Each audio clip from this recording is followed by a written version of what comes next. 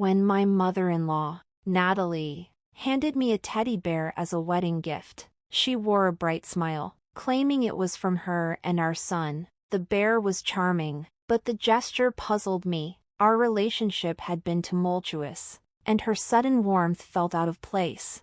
I first met Liam, her son, at the gym, where he patiently guided me through a complicated exercise machine. We connected immediately, and after a year of dating, he proposed on my birthday. Life with Liam has been mostly blissful, although my concerns about my relationship with Natalie often cast a shadow over my happiness. The stark difference in lifestyles was evident when we visited his family's grand mansion, a sharp contrast to the humble life I admired in Liam. My father always stressed the importance of financial independence, making Liam's frugal habits all the more appealing. Yet, my early interactions with Natalie were far from pleasant. She seemed to take an instant dislike to me. Once, she disparaged my remote job, insinuating I spent my days merely playing on the computer. Her words stung, particularly because I take great pride in my work ethic and dedication. Despite these difficulties, I held on to stories of childhood friends who became lifelong partners, wondering how often those tales ring true. Natalie's attitude did not improve, prompting Liam and me to cut our visit short. On our drive home, he apologized profusely for his mother's behavior, explaining that she was struggling with issues related to another family member named Lori, and unfortunately, her frustrations had been misdirected at me. He promised to discuss it with his father later. Although Natalie's behavior made me question my choice to marry into their family, my love for Liam remained unwavering, and I was determined not to give up. In quiet resolve, I vowed to prove her wrong. After the wedding, Liam's father, Bruce, suggested we consider moving into a vacant guest house on their estate. He framed the offer as a peace gesture, emphasizing how easy it is to lose touch with friends as we age, suggesting it could help us maintain our independence while staying close. This offer sparked a flicker of hope for a better relationship ahead. Caught in a swirl of emotions, I called my mom to show her the teddy bear that Natalie had gifted us. To my surprise, she insisted that I get rid of it immediately, leaving me taken aback. Overwhelmed by her reaction, I found myself rushing to the police station. My name is Diana, I'm 30 years old, and I work remotely from home. I've been happily married to Liam for about a year now. While we haven't started a family yet, our life together has been joyful, except for my worries regarding my relationship with Natalie. Liam and I first met at a local gym, where he assisted me with a challenging exercise machine. We hit it off instantly, and a year later, he proposed on my birthday. Married life with Liam has been mostly delightful, though not without challenges, especially concerning his mother.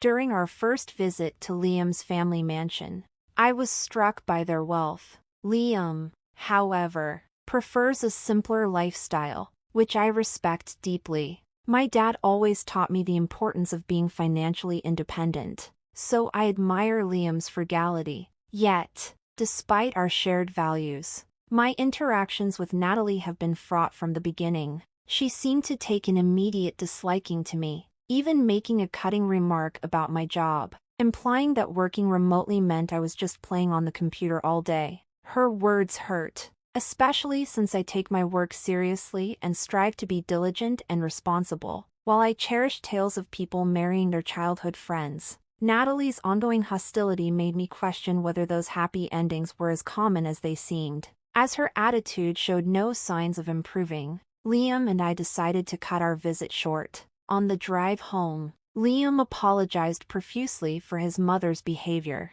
explaining that she was grappling with issues related to another family member named Lori and had unfairly directed her frustrations at me. He promised to have a talk with his father about it.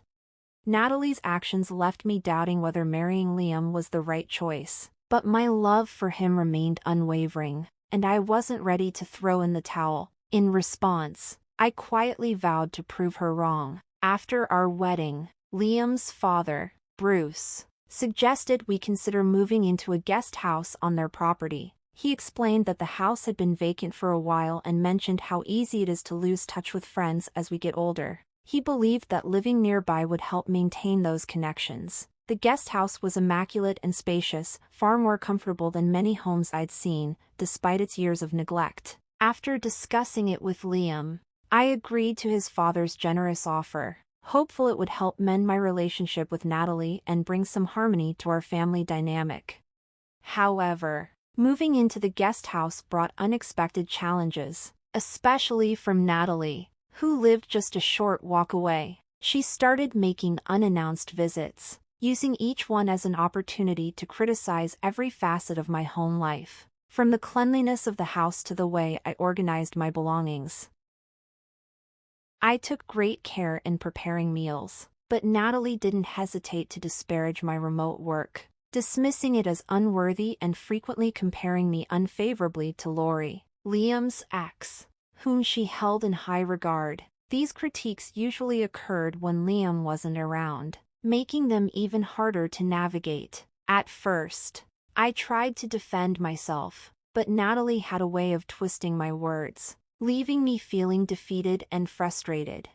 As time passed, I discovered that engaging with her only heightened my stress, so I opted to ignore her comments, hoping she'd eventually tire of her antics. However, this seemed to provoke her even more, and she escalated her behavior into more blatant forms of harassment. She would hide community newsletters, withhold messages from neighbors, and even mess up the laundry I had just folded, sometimes handling it with dirty hands to leave unsightly stains. Natalie's invasion of my space didn't stop there. She helped herself to food from my fridge, opened my mail and packages, and critiqued my purchases as wasteful. Her actions began to take a toll, and I realized I could no longer overlook her behavior. Reaching my breaking point, I decided it was time to confront her directly. Enough is enough, Natalie. Even if you have unresolved issues related to Lori, this has gone too far. Why do you keep harassing me like this? I stood my ground, arms crossed, ready for a showdown. She appeared taken aback by my newfound assertiveness but quickly snapped back. I faced challenges as a new bride too, but I never complained to my in-laws like you do. You're quite headstrong. Once you marry into a family, you should serve and respect your husband's parents. That's how it used to be. Her response rattled me. You believe it's acceptable to treat me this way just because you went through it as a bride? I asked, stunned by her cold and unwavering attitude. Yes, I do, Natalie replied without a moment's hesitation. And I won't stop. I can't accept someone like you as Liam's wife. If you don't like it, just divorce him. Her words sent a chill down my spine, revealing the depths of her disdain and the lengths she would go to make me feel unwelcome. This confrontation underscored the gravity of our issues and forced me to reconsider how to move forward, not just for my own well-being but for the health of my marriage to Liam. Natalie's chilling declaration left me completely dumbfounded. It was painfully clear that trying to reason with her would be futile. Reluctantly, I realized I needed to involve Liam, as handling this situation alone was becoming increasingly impossible. When I finally opened up to Liam about his mother intruding on our privacy and maligning us to our neighbors, his reaction was one of visible distress. What is my mother thinking? I've told her time and again to leave you alone, and now she's involving the neighbors. It's one thing to talk behind our backs, but disrupting our lives is another. I'm so sorry you're dealing with this. I'll talk to her tonight. True to his word, Liam confronted Natalie that very evening in our home. Despite her tearful protests, he stood firm, declaring, "Enough is enough. If this happens again, I won't forgive you." For a brief moment, it seemed his words had an effect. Natalie ceased her visits, and we enjoyed a short period of tranquility. However, the peace didn't last long.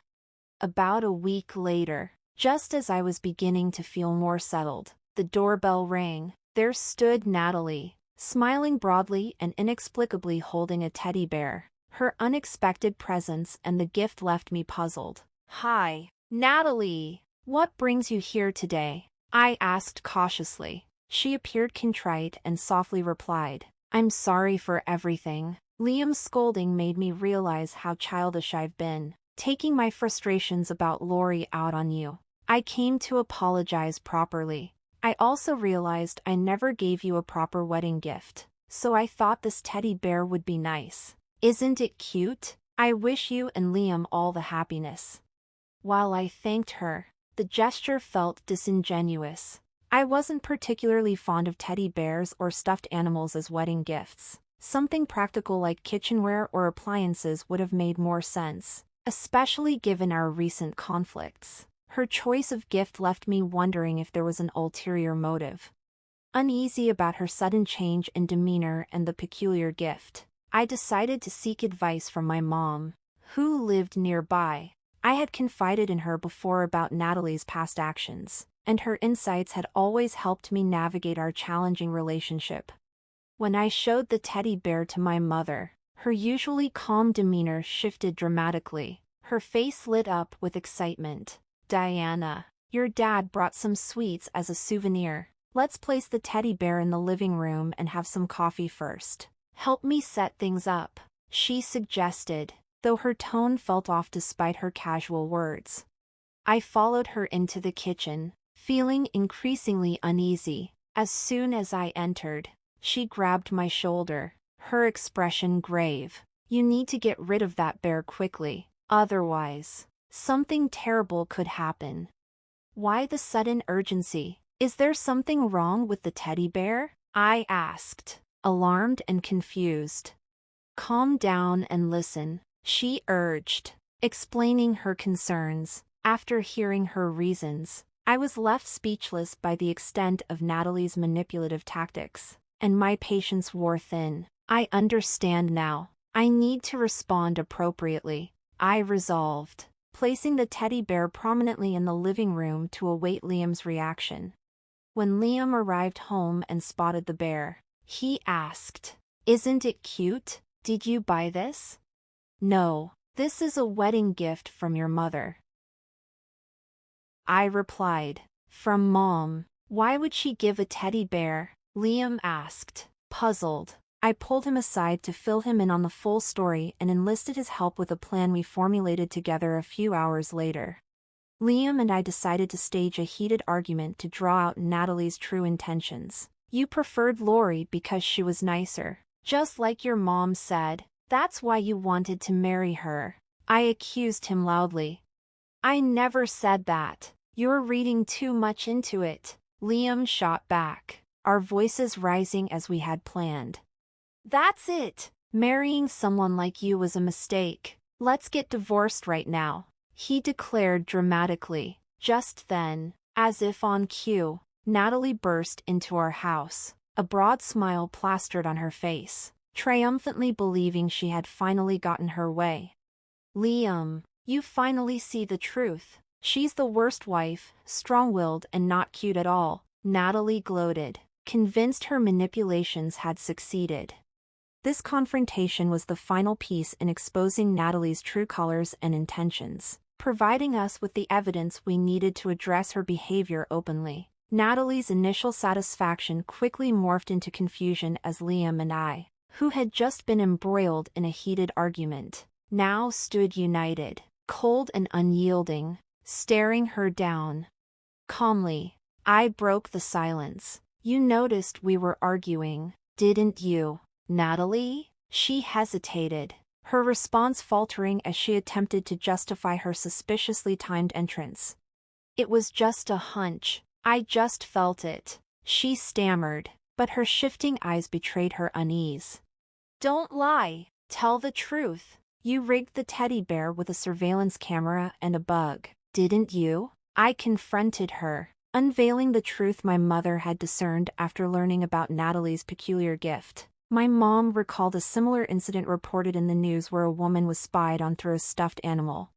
Natalie's face froze as she realized the gravity of the situation. On my way back today, I went to the police station to report this. They should be arriving any minute now, I informed her, watching as panic flickered across her face. That's ridiculous. Don't joke about this. Calling the police over such a thing is an overreaction. Call them back and cancel it right now. She pleaded desperately. Planting cameras and listening devices in someone's home is a serious crime. I retorted, my voice steady despite the gravity of the situation. It's your fault. You're so overbearing that I felt I had to find something to hold over you. You're an outrageous woman, Natalie shot back, trying to shift the blame, her voice laced with anger. Liam reached his breaking point with his mother. Enough is enough. I've never been more ashamed to call you my mother. I thought you regretted how you treated Diana. But then you pull something like this. His disappointment was palpable, echoing in the silence that followed. Please don't be angry. Liam, I was doing it for you, Natalie pleaded, attempting to manipulate the situation to her advantage. Yet her excuses failed to mask the severity of her actions and the breach of trust she had caused. Liam's voice was firm and unwavering as he addressed her. Committing a crime is not justified just because you're my mother. I shouldn't have been lenient with you. I'm going to inform Dad about this, and I'm cutting ties. Stay away from Diana and me. Natalie's reaction was immediate and dramatic. She began to scream, tears streaming down her face, desperately trying to offer apologies. Liam interrupted her mid-sentence. You're apologizing to the wrong person, he said, turning to me. Diana, I'm sorry. I felt like I was losing Liam to you and made a foolish mistake. I deeply regret it. I promise not to oppose you again. Please forgive me, she pleaded desperately.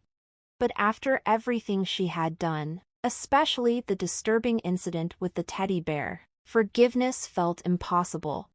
I will never forgive you, I stated firmly. I reached out to you multiple times, and each time you ruined it. How could I forgive such a malicious act? Sorry might suffice for children, but as adults, we must face the consequences of our actions. My resolve was unyielding, and neither Liam nor I felt any sympathy for her. Shortly after, the police arrived and issued her a stern warning. Weeks later, Bruce, fed up with her reckless spending and mistreatment of me, especially after the teddy bear incident, decided it was the last straw and divorced her, leading to her removal from the house. Now, Natalie lives in a run-down apartment, juggling multiple part-time jobs, a direct consequence of her actions. I hope this turn of events leads her to reflect on her choices and perhaps change for the better. As for me, I am grateful to now live in peace, surrounded by the kindness and support of Liam and Bruce. In just a few months, we'll be welcoming our long-awaited baby into the world, and the anticipation of meeting our little one fills us with joy and excitement for the future.